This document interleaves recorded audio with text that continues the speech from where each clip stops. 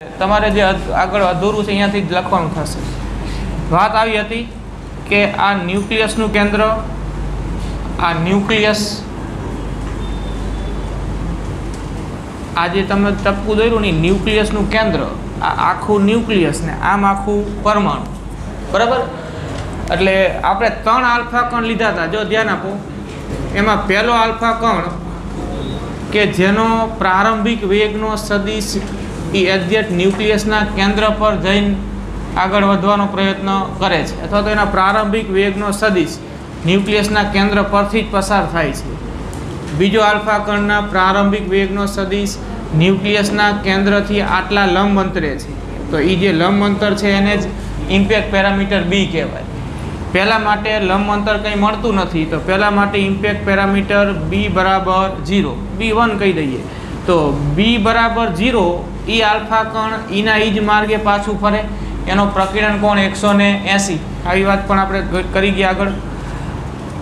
આ બેકવર્ડ દિશામાં પ્રકીર્ણન જેનું થાય છે, અથવા તો જેનું પ્રકીર્ણન કોણ 180 મળે છે, એ આલ્ફા કણ આ ન્યુક્લિયસના કેન્દ્રથી અહીંયા સુધી નજીક જઈ શક્યો, અહીંથી પાછો ફરે છે।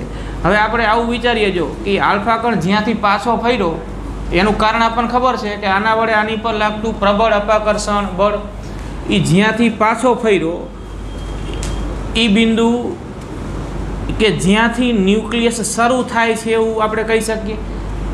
અહીંથી ન્યુક્લિયસ શરૂ થાય છે, આ ન્યુક્લિયસનું કેન્દ્ર, તો ન્યુક્લિયસનું કેન્દ્ર અને આ બિંદુ કે જ્યાંથી આલ્ફા કણ પાછો ફર્યો એમની વચ્ચેનું આટલું જે અંતર મળે, આટલું અંતર એને આપણે ડી વડે દર્શાવીશું, એને નજીકતમ અંતર એવું કહેવાય, અથવા એને ડિસ્ટન્સ ઓફ ક્લોઝેસ્ટ એપ્રોચ એવું પણ કહેવાય।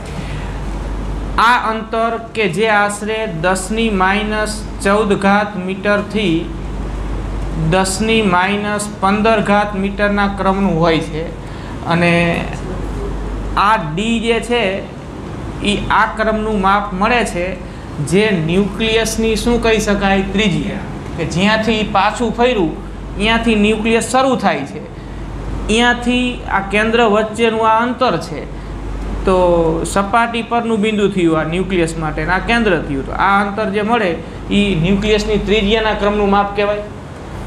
આ કોઈ ગોળો છે, બરાબર, આ કોઈ ગોળો વિચારો, ગોળો, આની પર તમે કોઈ કણ આમ ફેંકવું કે જેના વેગનો સદિશ એક્ઝેક્ટ એના કેન્દ્ર પરથી પસાર થતો હોય, એ અથડાઈને આમ પાછું ફરે અહીંયા, તો એ જ્યાંથી પાછું ફરે એ તો આની સપાટી પરનું બિંદુ કહેવાય ને, એ બિંદુ અને આ ન્યુક્લિયસના કેન્દ્ર વચ્ચે જે આ ગેપ મળે એ, એટલે કે આ ગોળાના કેન્દ્ર અને આ બિંદુ વચ્ચે એ આપેલ ગોળાની શું કહેવાય, ત્રિજ્યા। તો એવી જ રીતે અહીંયા પણ કે આ આલ્ફા કણ કે જે 180ના કોણે પાછું ફર્યું છે, એ જ્યાંથી પાછું ફર્યું ત્યાંથી ન્યુક્લિયસ શરૂ થાય છે એવું ગણી લો, તો એ બિંદુ અને ન્યુક્લિયસના કેન્દ્ર વચ્ચેનું આ અંતર ડી જે ન્યુક્લિયસની ત્રિજ્યાના ક્રમનું માપ હોય છે, અને એ માપની ગણતરી કરીએ આપણે, દાખલો ગણીશું તો એ માપ આ ક્રમનું મળશે, 10⁻14 મીટરથી 10⁻15 મીટર। તો આવા પ્રયોગ પરથી ન્યુક્લિયસની ત્રિજ્યાનો અંદાજ મળે છે, આ ક્રમનું માપ હોય। બીજા આલ્ફા કણના જે ઇમ્પેક્ટ પેરામીટર બી છે એ તો આટલું છે, એટલે એનું પ્રકીર્ણન તો આમ થઈ જવાનું, બરાબર, આકૃતિ તમે દોરેલી છે, બીજી વખત દોરવાનું નથી। ત્રીજાના માટે બીનું મૂલ્ય જે હતું આ B2 એના કરતાં કેવું છે, વધારે છે, તો એનો પ્રકીર્ણન કોણ તો આના માટે મળે એના કરતાં કેવો મળશે, ઓછો। અહીંયા આકૃતિ દોરીને તમે કાલે, બરાબર, સંબંધ તમે લખો કે B1 B2 B3, B1 સૌથી ઓછું, B2 એના કરતાં વધારે, B3 એના કરતાં વધારે, તો B1 માટે પ્રકીર્ણન કોણ θ1 કહો, B2 માટે θ2 કહો, B3 માટે θ3 કહો, તો આ સંબંધ કરતાં આનો સંબંધ ઉલટો હોય। જેમ પ્રકીર્ણન, જેમ ઇમ્પેક્ટ પેરામીટર બી ઓછું તેમ પ્રકીર્ણન કોણ વધારે, એટલે આ સૌથી મોટો, એના કરતાં નાનો θ2 ને એના કરતાં નાનો θ3। અહીંયા સુધીની વાત આપણે કહી દીધી, અને હવે વધારે લખવાનું તમારે આટલું છે, જો આ વાત બાકી હતી, આકૃતિમાં તમે આટલું થોડુંક દર્શાવી દેજો। આપણે આવું તો લખ્યું જ હતું ને કે બી વધારે બી જેમ વધારે એમ પ્રકીર્ણન કોણ ઓછો, અથવા તો બી જેમ ઓછું એમ પ્રકીર્ણન કોણ વધારે. અને આ સંબંધ ત્રણેય માટે. વધારાની વાત આ હવે કે જે આલ્ફા કણ નું પ્રકીર્ણન 180 અંશના કોણે થાય છે,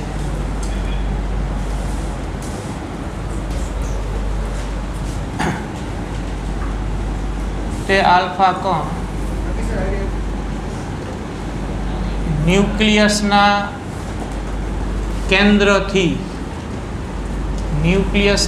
કેન્દ્રથી જેટલા અંતરેથી પાછો ફરે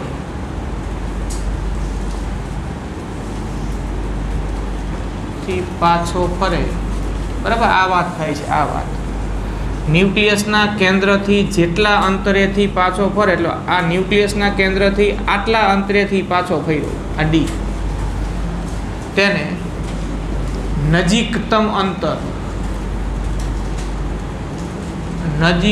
અંતર અથવા distance of closest approach D કહે છે. અને આ અંતર ન્યુક્લિયસની ત્રિજ્યાના ક્રમનું માપ સૂચવે છે.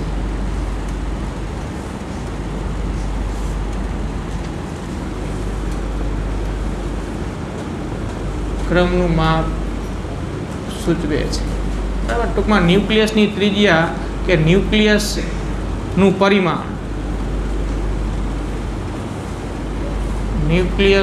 પરિમાણ બોલો કે ત્રિજ્યા બોલો, 10⁻14 મીટરથી 10⁻15 મીટર ના ક્રમની હોય છે. ડી છે આ માપ આ ક્રમનું મળે છે.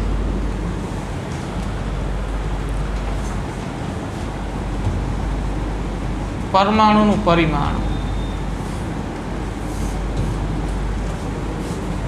10⁻10 મીટરના ક્રમનું હોય છે.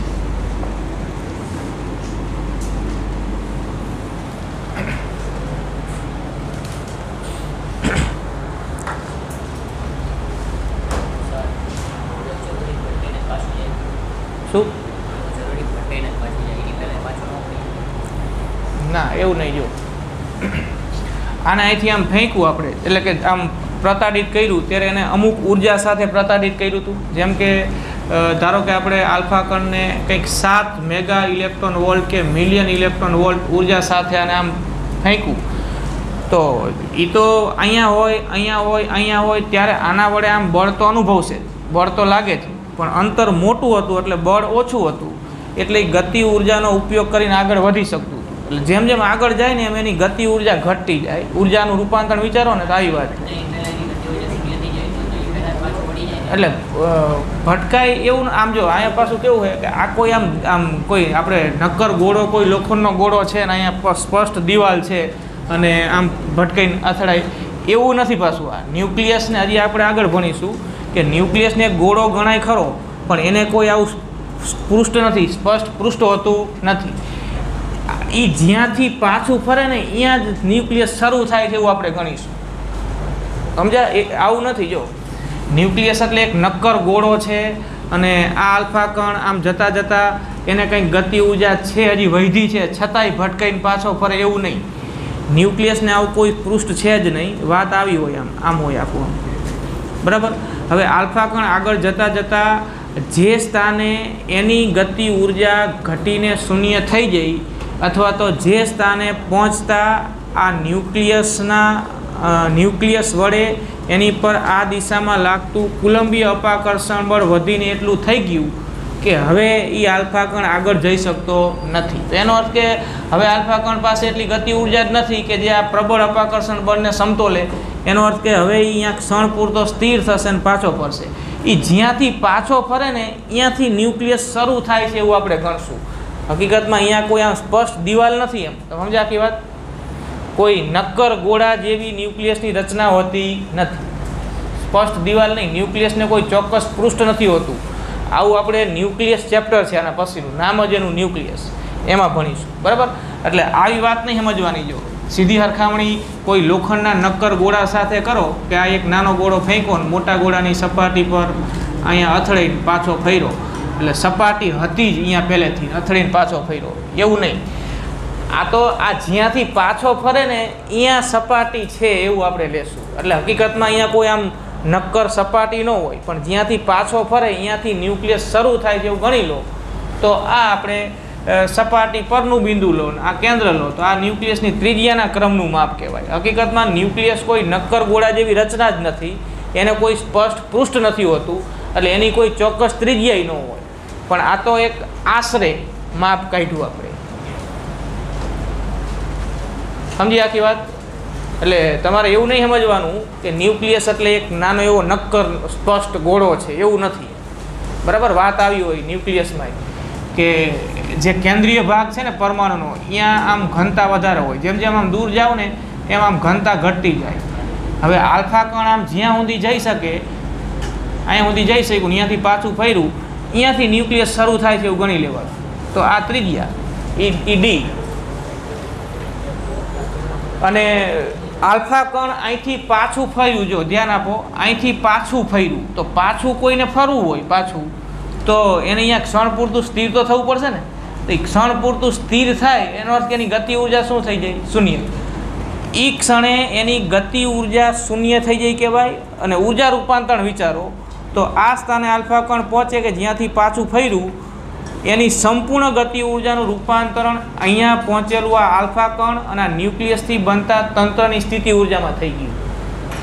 બરાબર. એટલે આપણે આ જ હકીકત વાપરીને દાખલો ગણીશું કે આલ્ફા કણ જે સ્થાને ક્ષણ પૂરતું સ્થિર થશે અહીંયા પહોંચતા એની સંપૂર્ણ ગતિ ઉર્જા ઘટી ઘટીને શૂન્ય થઈ. તો આ ઉર્જા ગઈ ક્યાં? તો કે એ ઉર્જાનું રૂપાંતરણ, આલ્ફા કણની ગતિ ઉર્જાનું રૂપાંતરણ એ ન્યુક્લિયસ અને આલ્ફા કણથી બનતા તંત્રની સ્થિતિ ઉર્જામાં થઈ ગયું. સંપૂર્ણ રૂપાંતરણ અહીંયા ક્ષણ પૂરતો સ્થિર થાય ને ત્યારે કહેવાય. વચ્ચેનું કોઈ સ્થાન લો ને તો એ રૂપાંતરણ હજી ચાલુ છે એમ કહેવાય. સમજો સાચી વાત કે આલ્ફા કણ આમ જઈ રહ્યું છે, જેમ નજીક જાય એમ ગતિ ઉર્જાની ઘટશે તો એ ઘટાડો જે થાય છે ને ગતિ ઉર્જાનો એ શેમાં રૂપાંતરિત થતો હોય? તંત્રની સ્થિતિ ઉર્જામાં. બરાબર. આમ જતાં જતાં જતાં જેમ જેમ નજીક જાય ને એમ ગતિ ઉર્જા ઘટતી જાય, ગતિ ઉર્જા ઘટતી જાય એટલે ગતિ ઉર્જાનું રૂપાંતરણ આ તંત્રની સ્થિતિ ઉર્જામાં થતું જાય.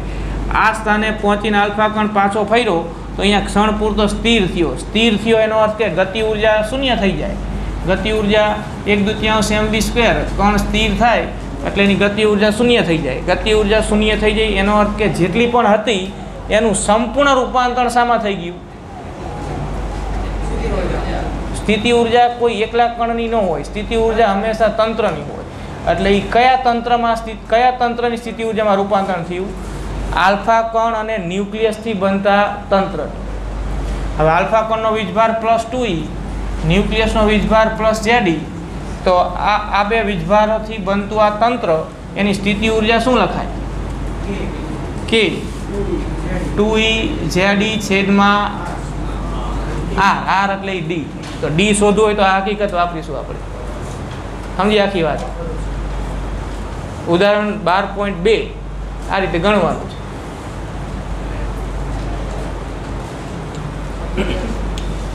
અહીંયા ન્યુક્લિયસ છે, આલ્ફા કણ ગતિ ઉર્જા સાથે આગળ જઈ રહ્યું છે, ગતિ ઉર્જા ઘટતી જાય છે તો એ ઘટાડો શામાં રૂપાંતરિત થતો જાય? તંત્રની સ્થિતિ ઉર્જામાં. અહીંયા સુધી પહોંચ્યો આલ્ફા કણ અને ક્ષણ પૂરતું સ્થિર થયું એક ક્ષણે, ત્યારે એની સંપૂર્ણ ગતિ ઉર્જા તંત્રની સ્થિતિ ઉર્જા પછી પાછું ફરે. તો ગણી જ નાખો. ચાલો ઉદાહરણ 12.2 ગણી નાખો. હું ગણાવું છું.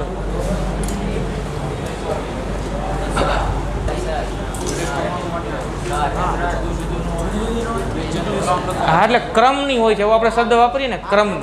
આગળનો આંકડો તો બદલાય જ, બધા માટે એક્ઝેક્ટ માપ ન આવે, પણ હા એ ક્રમનું માપ આવે.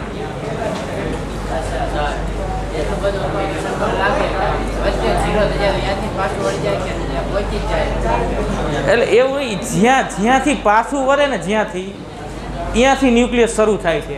જ્યાં ન્યુક્લિયસની દિવાલ છે અહીંયાથી પાછું ફરે એવું નહીં, એ જ્યાંથી પાછું ફરે ને અહીંયાથી ન્યુક્લિયસ શરૂ થાય છે. આવી વાત છે.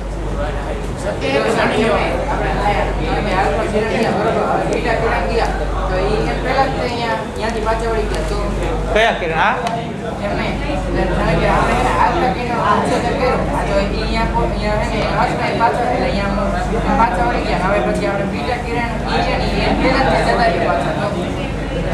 બીટા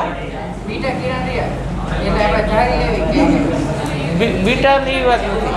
આ એક ચોક્કસ પ્રયોગ છે, જો ધ્યાન આપો. અહીંયા જે આપાત કિરણો છે, આપાત કણો છે, એ આલ્ફા કણો છે. એમાંય જે આલ્ફા કણ ગમે તે નહીં, જે આલ્ફા કણ ના પ્રારંભિક વેગનો સદિશ ન્યુક્લિયસના કેન્દ્ર પરથી પસાર થતો હોય, એ આલ્ફા કણ આગળ જતા જતા જે સ્થાનેથી આમ બેકવર્ડ દિશામાં પાછું ફરે, અહીંયા એક ક્ષણ પૂરતું સ્થિર થાય. એ જ્યાંથી પાછું ફરે ને, જ્યાંથી પાછું ફરે એને આપણે ન્યુક્લિયસ, અહીંયાથી ન્યુક્લિયસ શરૂ થાય છે એવું ગણશું. તો એ બિંદુ ન્યુક્લિયસની સપાટી પર ગણાય અને ન્યુક્લિયસના કેન્દ્ર વચ્ચેનું અંતર, જેના ત્રિજ્યાના ક્રમનું માપ કહી શકાય. એક્ઝેક્ટ માપ ન હોય, બરાબર, અંદાજિત. આવા પ્રયોગ પરથી ન્યુક્લિયસની ત્રિજ્યાનો અંદાજ મળે, એક્ઝેક્ટ માપ મળે નહીં. અને હકીકત તો આવી છે કે ન્યુક્લિયસને કોઈ સ્પષ્ટ ત્રિજ્યા ન હોય, ન્યુક્લિયસને કોઈ સ્પષ્ટ પૃષ્ઠ ન હોય, બરાબર. પણ ગણતરી માટે આપણે એને એક ગોળો ગણીને જે તે ગણતરી કરવાની થાય. તો એની ત્રિજ્યા કેટલી? તો કે આવા પ્રયોગ પરથી એની ત્રિજ્યાનો અંદાજ મેળવી શકાય, જે ફર્મીના ક્રમની હોય. આ માપ છે ને, એ 10⁻15 મીટરના ક્રમનું મળે, બરાબર. જો ઉદાહરણ 12.2 જુઓ, બીજું ઉદાહરણ ગણી નાખીએ આપણે. ચાલો, આ જ વાત છે એમાં. સમજે નાખી વાત. એટલે આમાં વાત એવી છે, જો અહીં ધ્યાન આપો કે કણ જ્યાંથી પાછું વરે છે અહીંયા પૃષ્ઠ છે એવું નહીં. અહીંયા પહેલા પૃષ્ઠ હતું એટલે કણ પાછું ફર્યું એવું નહીં. કણ જ્યાંથી પાછું ફર્યું અહીંયા ધારો કે પૃષ્ઠ છે, આવી વાત.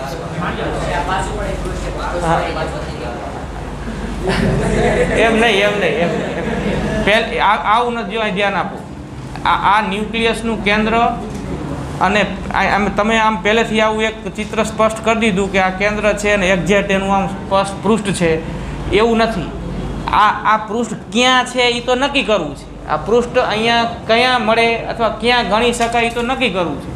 એટલે તમે આલ્ફા કણને આપાત કર્યું તો એ જ્યાંથી પાછું ફર્યું ને, અહીંયાથી ધારો કે ન્યુક્લિયસ શરૂ થાય છે એવું ગણવાનું. તો આ રીતે આ જ્યાં મળે ને અહીંયા પૃષ્ઠ ગણવાનું. પૃષ્ઠ જ્યાં છે અહીંયાથી પાછું ફરે એવું નહીં. અહીંથી પાછું ફરી ગયું એમ નહીં, પણ એ તો એટલું બળ લાગે ત્યારે પાછું ફરે ને, એમ નહીં. જો સાંભળો મારી વાત. જો આનો વીજભાર કેટલો? જેડી, બરાબર. હવે આ આલ્ફા કણને તમે શક્ય એટલી મહત્તમ ગતિ ઉર્જા સાથે આપાત કર્યું છે. અહીંયા આપણે દાખલામાં આ ઉર્જા આટલી લીધી. હવે આ જેમ જેમ આગળ જાય એટલે ગતિ ઉર્જા ઘટતી જાય. હવે જેમ આગળ જાય એમાં અંતર ઘટતું જવાનું ને. આ અંતર ઘટશે એટલે F બરાબર K, કાલે તમે સૂત્ર લખ્યું હતું એ પ્રમાણે આ બળ શું થશે? વધે. બળ વધતું જાય અને જ્યાં સુધી આ આલ્ફા કણ બળનો સામનો કરીને આગળ જાય ત્યાં સુધી જઈ શકે. અને જ્યારે અંતર ઘટીને એટલું ઘટી જાય કે આ બળ એટલું પ્રબળ થઈ જાય કે હવે આગળ જઈ શકે નહીં, અહીંયાથી પાછું ફરે. એ જ્યાંથી પાછું ફરે ને અહીંયાથી ન્યુક્લિયસ શરૂ થાય છે એવું અંદાજી શકાય. અહીંયાથી જ ન્યુક્લિયસ ગણવું હોય 100% એવું છે નહીં. આ તો સૂક્ષ્મ લેવલે વાત છે. આમાં તમે ફૂટપટ્ટી મૂકીને તો માપી નથી શકવાના. એટલે પ્રાયોગિક ધોરણે આવો અંદાજ મળે. સમજે આખી વાત? એટલે જ્યાંથી તમે એવું તો ન જ કહી શકો કે આલ્ફા કણ અહીંથી આપાત કર્યું એ અહીંથી પાછું ફરી શકે ને અહીંથી ફરી શકે, એવું નહીં. એ અહીંયાથી પાછું ફરે કે જ્યાં પહોંચતા ન્યુક્લિયસ વડે એની પર લાગતું બળ એટલું પ્રબળ થાય કે એનો સામનો કરીને આગળ વધી શકે નહીં. એ તો ન્યુક્લિયસ બદલાય ને એમ આ માપ બદલાય. આ કંઈ ફિક્સ નથી, આશરે છે આ બધું, બરાબર. આ માપ દરેક ન્યુક્લિયસ માટે સરખું હોય નહીં, પણ આ ક્રમનું હોય. બરાબર, આ ક્રમનું ફર્મીના ક્રમનું માપ હોય. ફર્મીમાં પાછો દરેક પરમાણુ માટે જુદું જુદું, અને એ એક્ઝેક્ટ ન્યુક્લિયસની ત્રિજ્યા છે એવું કહી શકાય નહીં, પણ ન્યુક્લિયસની ત્રિજ્યા આ ક્રમની લઈ શકાય. આ રીતે ન્યુક્લિયસનું પરિમાણ અંદાજી શકાય છે. સમજી આખી વાત? હવે ઉદાહરણ 12.2 જુઓ તમે, ગણી નાખો. ચાલો, આપણે વાત થઈ ગઈ, હવે ગણવાનું બાકી રહ્યું. ગાયગોડ માસ્ટરનો પ્રયોગ છે. ગાયગોડ માસ્ટરના પ્રયોગમાં સોનાનો ન્યુક્લિયસ વપરાય છે, એટલે સોનાના પરમાણુ ક્રમાંક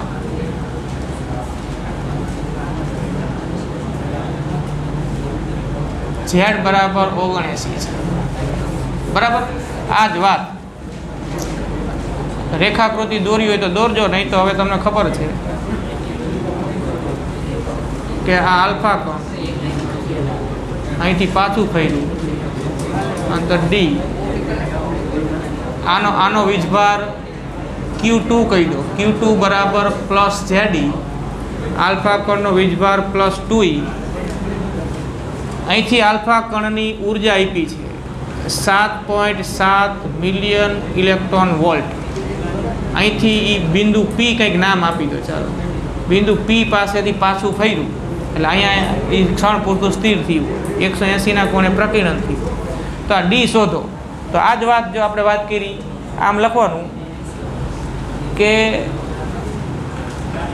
બિંદુ P પાસે થી આલ્ફા કણનું 180 અંશના કોણે પ્રકીર્ણન થાય છે માટે આપણે લખશું કે આલ્ફા કણની સંપૂર્ણ ગતિ ઉર્જા બરાબર બિંદુ P પાસે આલ્ફા કણ પ્લસ ન્યુક્લિયસ થી બનતા તંત્રની સ્થિતિ ઉર્જા. આ રૂપાંતરણથી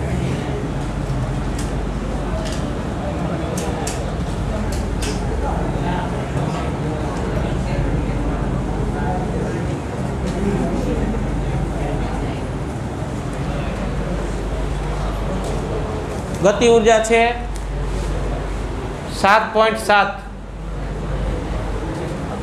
એ તો હવે તમે આમે વિચારી શકો ને જરા, જો કે આમ જે આલ્ફા કણ પ્રતાડિત કર્યું એની ગતિ ઉર્જા જો જુદી હોય તો પછી જ્યાંથી પાછું ફરે એ બિંદુ બદલાઈ જાય ને.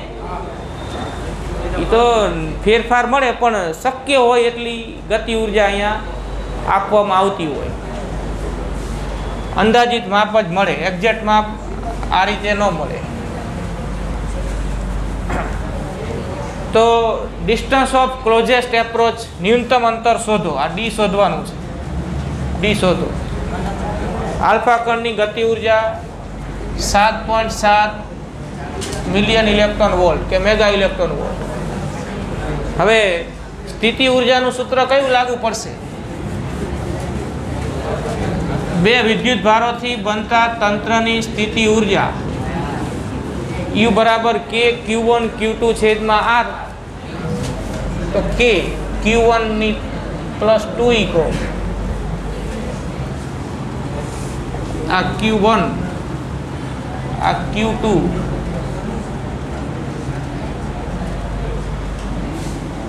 પ્લસ ZE છેદમાં D. તો D બરાબર K plus 2E plus ZE છેદમાં 7.7 મિલિયન ઇલેક્ટ્રોન વોલ્ટ. હવે તમે Kનું મૂલ્ય મૂકો, Eનું મૂલ્ય મૂકો, એ તો SI પદ્ધતિ પ્રમાણે છે. તો ઉર્જા જૂલમાં હોવી જોઈએ ને. ઉર્જા શામાં હોવી જોઈએ? જૂલમાં. સંબંધ છે આ જો કે 1 કિલો ઇલેક્ટ્રોન વોલ્ટ બરાબર 10³ electron volt. 1 mega electron volt કે મિલિયન ઇલેક્ટ્રોન વોલ્ટ બરાબર 10⁶ ઇલેક્ટ્રોન, અને 1 ઇલેક્ટ્રોન વોલ્ટ બરાબર 1.6 ગુણ્યા 10⁻⁹ જૂલ. તો આને જૂલમાં ફેરવું પડે. જો કે કિંમત મૂકી દો. જો કે ની કિંમત મૂકી 9 ગુણ્યા 10⁹ આ 2 ઝેડ 79 અને ઈ સ્ક્વેર એમને એમ રાખો અથવા મૂકી દો. ચાલો 1.6 ગુણ્યા 10⁻19 છેદમાં 7.7 મેગા ઇલેક્ટ્રોન વોલ્ટ છે એટલે ગુણ્યા 10⁶ કરવું એટલે ઇલેક્ટ્રોન વોલ્ટ અને ગુણ્યા 1.6 ગુણ્યા 10⁻19 કરવું એટલે જૂલ. તો બસ આ જવાબ એટલે ગણતરી કરીને આવી જવાબ. આ જવાબ એટલે સાદરૂપ આપો એટલું જવાબ આવશે 30 નિયરલી ઇક્વલ ટુ 30 ફર્મી આવે. 30 ફર્મી.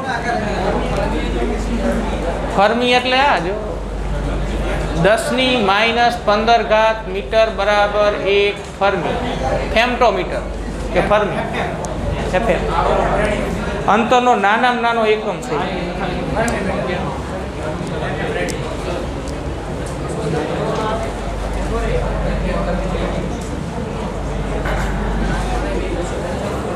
જો હજી આ મેગા ઇલેક્ટ્રોન વોલ્ટ છે ને એને ઇલેક્ટ્રોન વોલ્ટમાં ફેરવો હોય તો 10⁶ વડે ગુણવાના. એટલે આ આપ્યું છે એના ગુણ્યા 10⁶ કર્યા એટલે ઇલેક્ટ્રોન વોલ્ટ થયા. હવે ઇલેક્ટ્રોન વોલ્ટને જૂલમાં ફેરવો હોય તો ફરી પાછા કેટલા વડે ગુણવાના? 1.6 ગુણ્યા 10⁻19 એટલે આ જૂલ થઈ ગયું. જૂલ.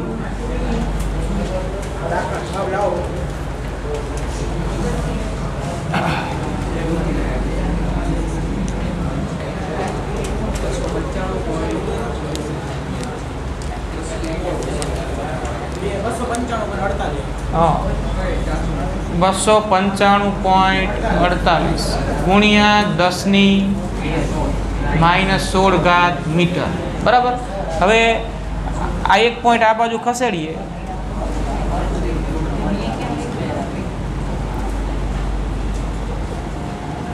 (10⁻15) મીટર નજીકનું મૂલ્ય લખો તો આ 30 લખાય ને.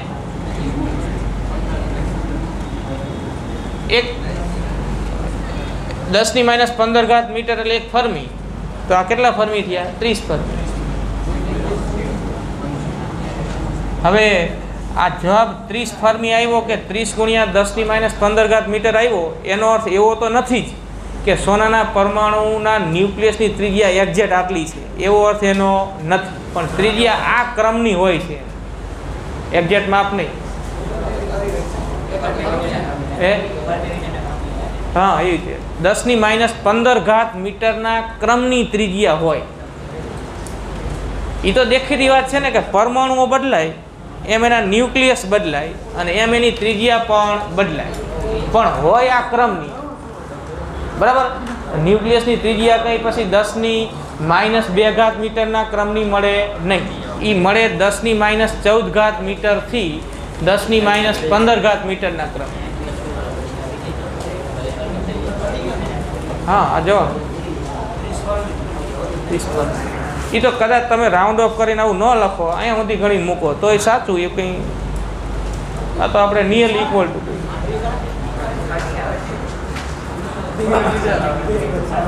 હજી એક પોઈન્ટ આમ ખસેડો લો, અહીંયા લઈ લો પોઈન્ટ. અહીંયા માઇનસ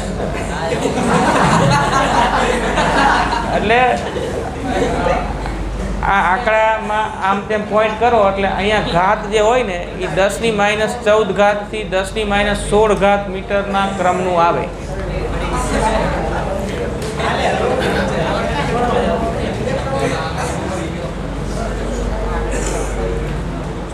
ખાલી આ એક જ પ્રયોગ નથી ન્યુક્લિયસની ત્રિજ્યા અંદાજવાનો. ન્યુક્લિયસની ત્રિજ્યાનો અંદાજ મેળવવા માટે આપાત કણ તરીકે ઇલેક્ટ્રોનનો ઉપયોગ થાય છે. પ્રતાડિત કણ કહેવાય આની પર, પ્રતાડિત કરેલું કણ. અહીંયા આલ્ફા કણ છે. ઇલેક્ટ્રોનને પણ આવા ન્યુક્લિયસ પર પ્રતાડિત કરી અને એની ત્રિજ્યાનો અંદાજ મેળવી શકાય છે. અહીંયા આપણે કયું કણ લીધું? આમ પ્રતાડિત કર્યું કહેવાય, પ્રતાડિત. હા આવા શબ્દો તમે હજી વાપરશો. પ્રક્ષિપ્ત કણ કહેવાય, પ્રતાડિત કરેલું કણ કહેવાય, આપાત કરેલું કણ કહેવાય. અહીંયા આલ્ફા કણ છે એની જગ્યાએ ઇલેક્ટ્રોનનો પણ ઉપયોગ થાય છે અમુક પ્રયોગોમાં, અને એમાંય આવી જ રીતે ન્યુક્લિયસની ત્રિજ્યાનો અંદાજ મળે. અમુક ગતિ ઉર્જા સાથે આ કણને પ્રતાડિત કર્યું.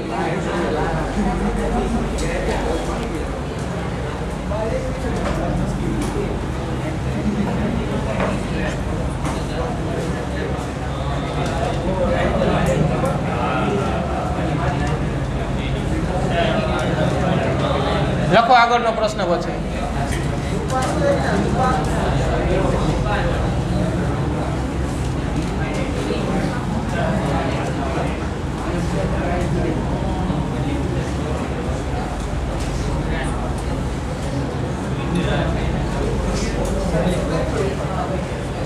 રુથરફર્ડનું પરમાણુ મોડલ પરમાણુની સ્થિરતા સમજાવતું નથી. સમજાવો. હા, એવું. રુથરફર્ડના પરમાણુ મોડલની નિષ્ફળતા સમજાવવાની છે. એવો આ પ્રશ્ન આ રીતે પૂછે તમને કે રુથરફર્ડના પરમાણુ મોડલની નિષ્ફળતા સમજાવો, એ ક્યાં અટકે છે એમ. હવે વાત આવી છે, જો ધ્યાન આપો. પછી એક પ્રાયોગિક હકીકત અહીંયા આપણે લાગુ પાડીશું. એ હકીકત આવી છે કે કોઈ પણ પ્રવેગિત ગતિ કરતો વિદ્યુતભાર કે પ્રવેગી ગતિ કરતો વિદ્યુતભાર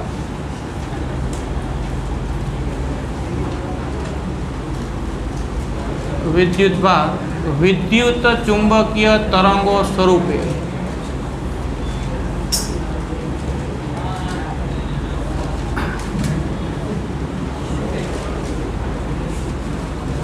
વિકિરણ ઉર્જા અથવા એને આપણે વિકિરણ ઉર્જા એવું કહી છે, ઉત્સર્જન કરે છે. જો પછી લખજો, અહીં ધ્યાન આપો એક મિનિટ. ચાલો, મેઇન વાત આ છે આમાં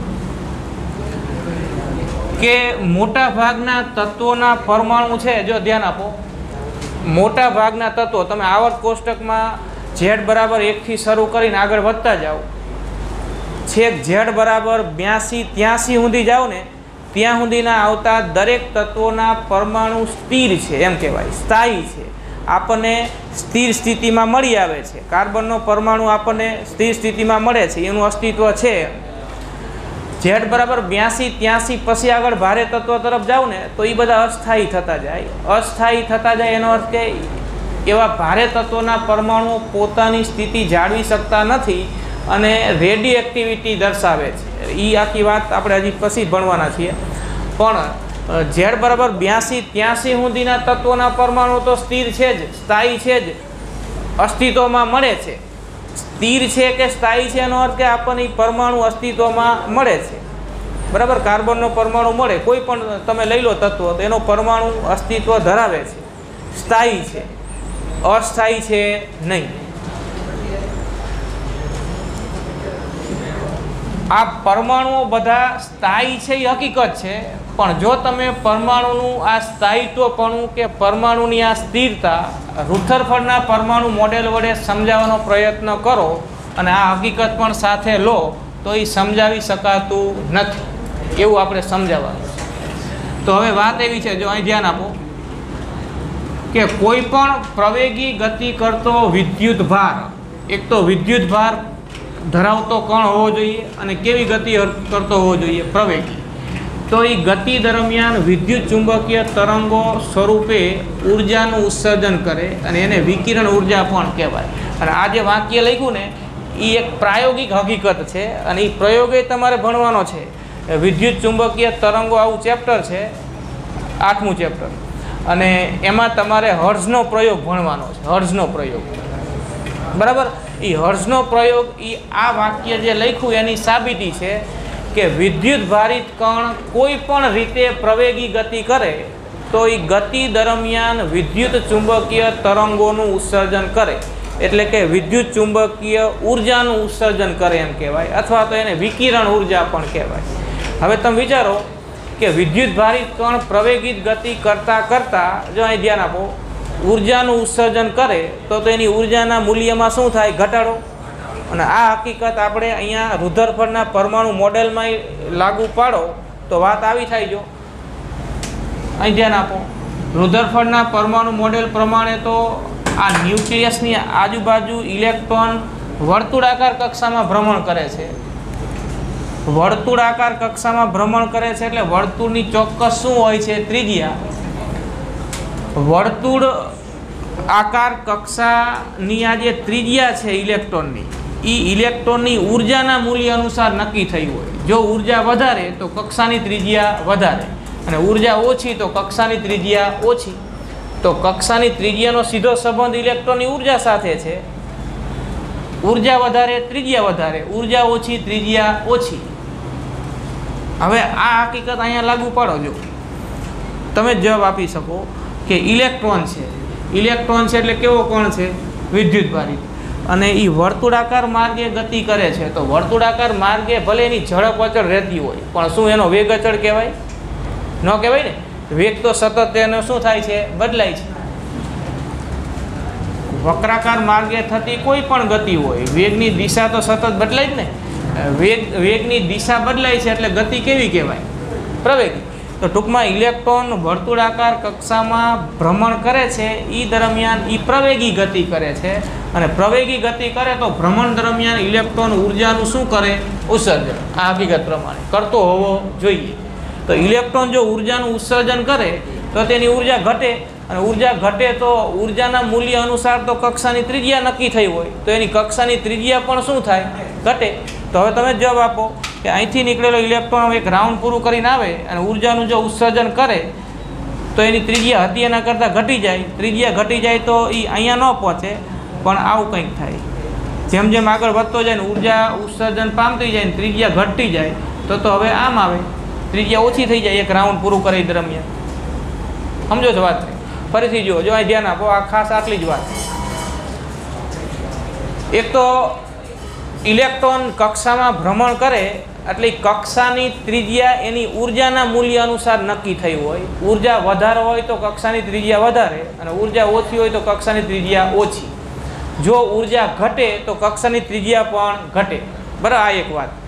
હવે આ હકીકત અહીંયા લાગુ પાડો કે પ્રવેગી ગતિ થતી હોય કોઈ પણ વિદ્યુત ભારની તો એ વિકિરણ ઉર્જાનું ઉત્સર્જન કરે. આ હકીકત છે, પ્રાયોગિક હકીકત. એ અહીંયા લાગુ પાડો. જો તો ઇલેક્ટ્રોન ભ્રમણ કરે છે એ પ્રવેગી ગતિ છે, કેમ કે વર્તુળાકાર માર્ગે ગતિ થાય છે એટલે વેગની દિશા તો સતત બદલાય છે, એટલે ગતિ પ્રવેગી કહેવાય. એ ઇલેક્ટ્રોન છે, વિદ્યુત ભારિત કણ છે અને પ્રવેગી ગતિ કરે છે તો એ ઉર્જાનું ઉત્સર્જન કરતો હોવો જોઈએ. અને જો એ ઉર્જાનું ઉત્સર્જન કરે તો આમ જેમ જેમ આગળ વધતો જાય ને ઉર્જા એની ઘટતી જાય, ઉર્જાનું ઉત્સર્જન કરે એટલે તો પછી કક્ષાની ત્રિજ્યા ઘટતી જાય. એટલે કે આમ દરેક રાઉન્ડ વખતે એની ત્રિજ્યામાં ઘટાડો થતો જાય. તો આવું તો થાય તો એની કક્ષા કંઈ વર્તુળાકાર રહે નહીં. બીજું રાઉન્ડ જાય તો ફરી પાછી ત્રિજ્યા ઘટે, ફરી પાછી ત્રિજ્યા ઘટે, સતત ત્રિજ્યામાં ઘટાડો. સતત ત્રિજ્યામાં ઘટાડો એનો અર્થ કે આનો એન્ડ શું હોય? ક્યાં પહોંચી જાય? ન્યુક્લિયસમાં. અને ગતિમાર્ગ વર્તુળાકાર રહે જ નહીં, આવો સ્પાઇરલ આકાર થઈ જાય, કમાન આકાર થઈ જાય. અને ઇલેક્ટ્રોન ન્યુક્લિયસમાં જઈને વિરામ પામે. જો ઋણભારિત ઇલેક્ટ્રોન ન્યુક્લિયસમાં પહોંચી જાય તો ન્યુક્લિયસ અસ્થાયી થઈ જાય, પરમાણુ અસ્થાયી થઈ જાય. હલકામાં હલકા તત્વનું પરમાણુ પણ સ્થાયી સ્થિતિમાં મળે નહીં, પણ હકીકતમાં તો મળે છે. એનો અર્થ કે આવું થવું જોઈએ પણ થતું નથી. કેમ નથી થતું એવી કોઈ સ્પષ્ટીકરણ રુધરફોર્ડે કરેલી નથી. એનો અર્થ કે રુધરફોર્ડનું પરમાણુ મોડેલ પરમાણુની સ્થિરતા સમજાવતું નથી. સમજ્યા વાતને? લખી નાખ્યો. જો ઉર્જા ઉત્સર્જે એટલે ત્રિજ્યા ઘટે, ત્રિજ્યા ઘટે એટલે ગતિમાર્ગ આવો થાય, કમાન આકારનો, વર્તુળાકાર ન રહે.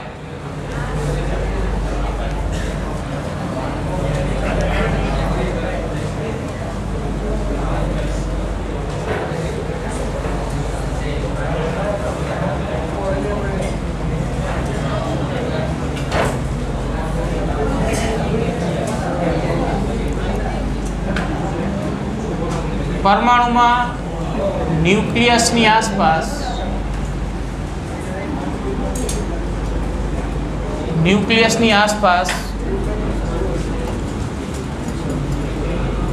વર્તુળાકાર માર્ગે ભ્રમણ કરતા ઇલેક્ટ્રોનની કક્ષાની ત્રિજ્યા તેની ઊર્જાના મૂલ્ય અનુસાર નક્કી થાય છે.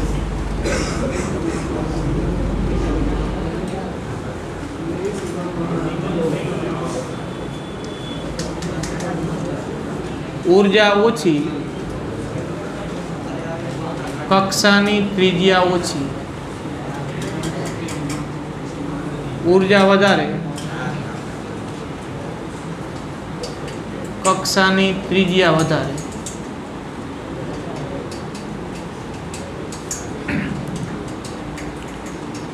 ઇલેક્ટ્રોન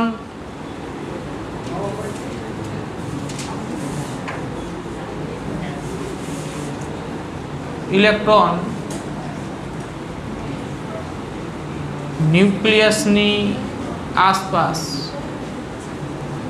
પ્રવેગી ગતિ કરે છે. પ્રવેગી, બરાબર.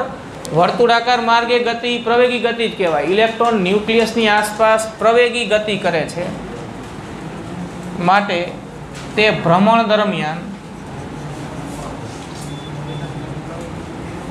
દરમિયાન ઊર્જાનું ઉત્સર્જન કરતો હોવો જોઈએ.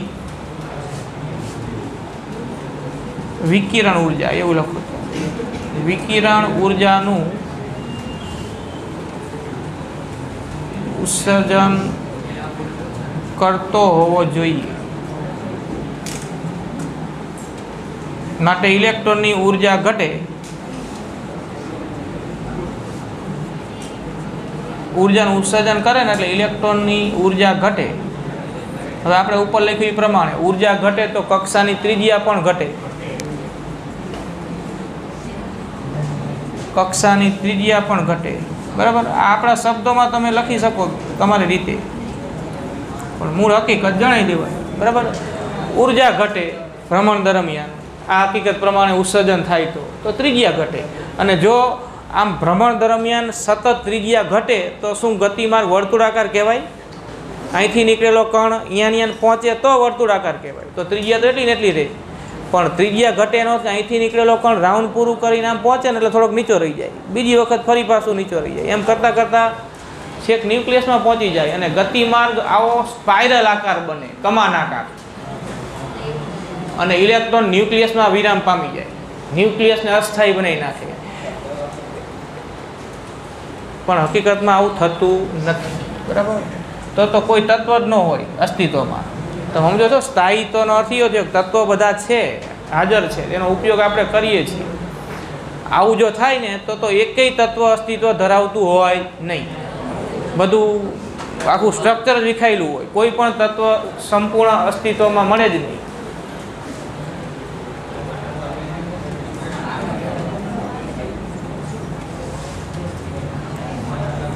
અને ઇલેક્ટ્રોનનો ગતિમાર્ગ કમાન આકારનો બને. કમાન આકાર અથવા સ્પાઇરલ.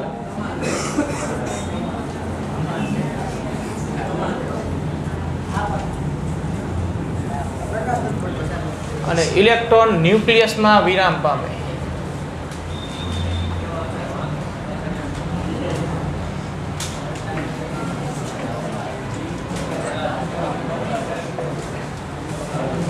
અને ન્યુક્લિયસ અસ્થાયી બને.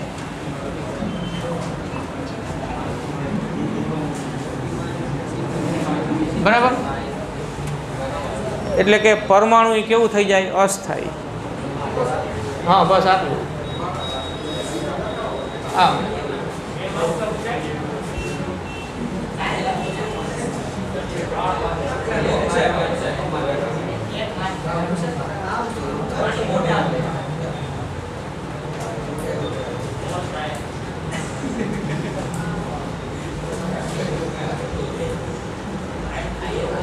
મોસ્ટ ટાઈમથી એમ.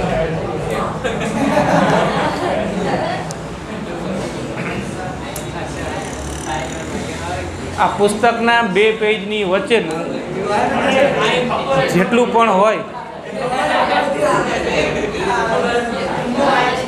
એ બધું જ આઈએમપી સમજ્યા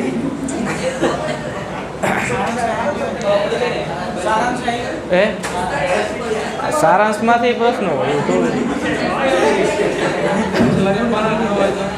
એટલે ટૂંકમાં કહેવાનો અર્થ એવો છે કે તમે તૈયારી કરો ત્યારે આવું ક્યારેય પૂછાય જ નહીં ને આવું જ પૂછાય એવી કોઈ પણ ધારણા મગજમાં રાખવી નહીં.